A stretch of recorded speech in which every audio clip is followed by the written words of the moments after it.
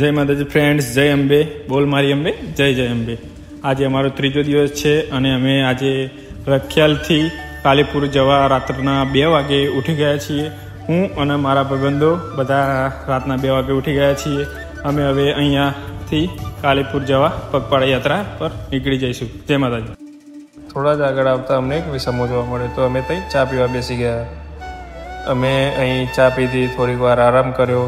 તો તમે અહીં આવતા હોય રખિયાલથી તલોદ ચોકડીવાળા રસ્તો, તો તમે બી આ વિસામાનો લાભ લેજો। જય માતાજી। એન્ડ ચા પીધા પછી થોડીક વાર આરામ કર્યા પછી અમે આગળ ચાલવાનું શરૂ કરી દીધું।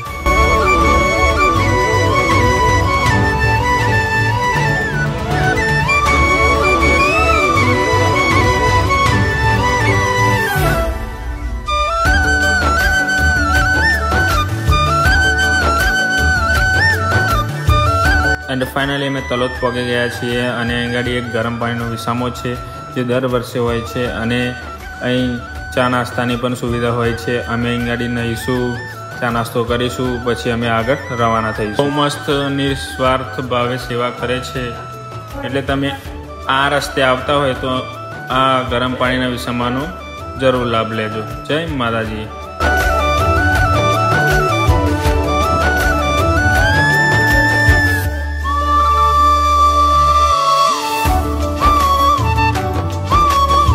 તો ફાઇનલી મિત્રો અમે નહીને આવી ગયા છીએ। હવે અમે ચા નાસ્તો કરીશું। નાસ્તામાં છે બટાકા પૌવા અને ચા પીને અમે આગળ અમારા રૂટ તરફ રવાના થઈ જઈશું।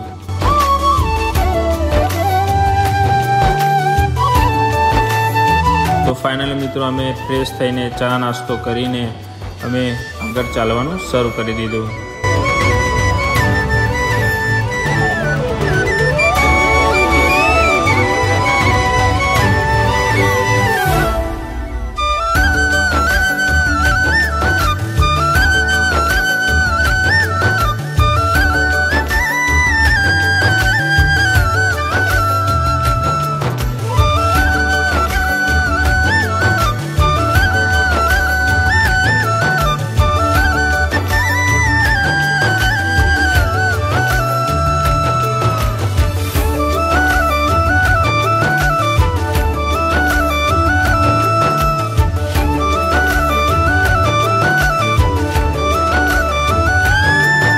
ફાઇનલી મિત્રો અમે પહોંચી ગયા છે વાવડી સર્કલ।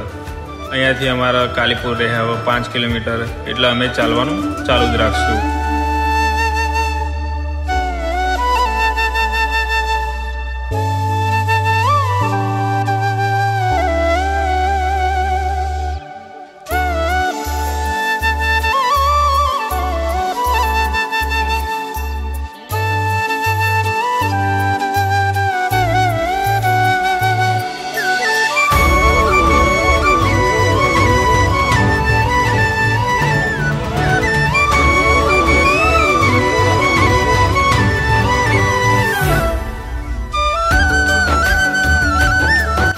એન્ડ થોડાક જ આગળ ગયા તો અમારા સોઢા બ્લોગર એટલે કે સુનિલ સિંહ બાપુ અમને મળી ગયા।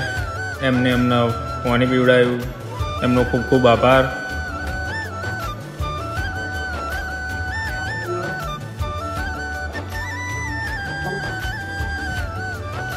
અહીં મોસમ બહુ જ ખરાબ હતો, વરસાદ ગમે ત્યારે આવી શકે એવું હતું। એન્ડ અમારા સોઢા બ્લોગર કેળા બી લઈને આવેલા, એટલે અમને આપ્યા, એટલે અમે કેળા બી ખાધા। ખૂબ ખૂબ આભાર એમનો। અને એમની બી યુટ્યુબમાં ચેનલ છે તો સબસ્ક્રાઈબ કરજો। જય માતાજી। એન્ડ ફાઇનલી અમે કાલીપુરા પહોંચી ગયા છીએ।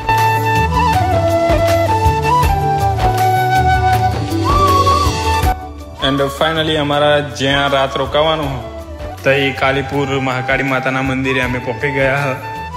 જો તમને વિડીયો ગમ્યો હોય તો લાઈક, કમેન્ટ અને શેર કરજો અને મારી યુટ્યુબ ચેનલને સબસ્ક્રાઈબ કરજો। જય માતાજી, જય અંબે, બોલ મારી અંબે, જય જય અંબે।